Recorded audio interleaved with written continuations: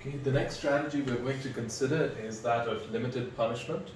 So suppose that once you observe your opponent ever defect, then you go from a situation in which you're cooperating to 3 periods of punishment. You go from period 1 of punishment to period 2 of punishment via any outcome. So no matter what happens, you will be going from the first to the second period of punishment. No matter what happens, you'll go from the second to the third period of punishment. And then after punishing your opponent for 3 periods, no matter what the outcome of that period is, you will go back to cooperation. This strategy, again, is not subgame perfect. Because after an outcome like C, D, you would go into the first period of punishment phase. But your opponent, that who's also playing this, would still be in the cooperation phase. And so the next outcome after this would end up being DC.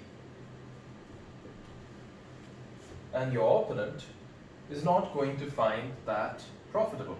Your opponent would profitably deviate from this by playing D. So basically the same issue that there is with the standard Grim Trigger strategy. And the way to solve it is also exactly the same. So the way to turn this into a subgame perfect equilibrium strategy is by switching this to be any outcome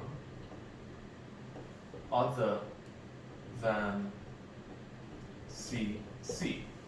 So that way, after CD, or after anything other than CC in fact, both players would choose D. And so you would have a subgame perfect equilibrium because both players are choosing to deviate. They're choosing to cooperate. When they're both cooperating with each other, they're both choosing to cooperate at the same time. And if punishment happens, if punishment is ever triggered, then both of them are choosing punishment at the same time.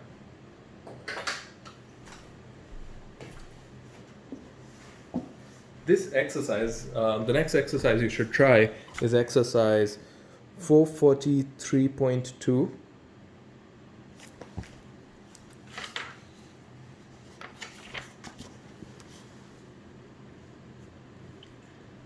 And broadly what it says is it possible to have a subgame perfect equilibrium in which the two players punish for different lengths of time?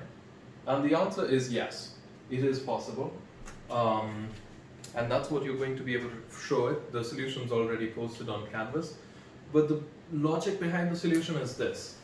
It could be a subgame perfect equilibrium as long as both players know how much the other person's going to punish them and how long the punishment will be.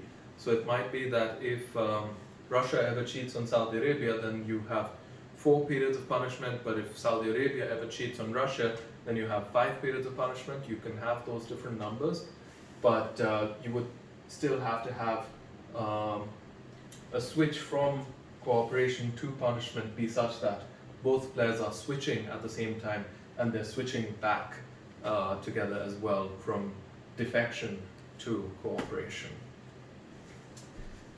We can similarly talk about the tit for tat strategy, but I'm going to leave that to you guys since it's so similar to what we've already done here. And so you can straight up just try this exercise, which is 445.1. And also, if you want to go back to talking about Grim Trigger strategy, there's also this exercise which you can practice, which is 442.1.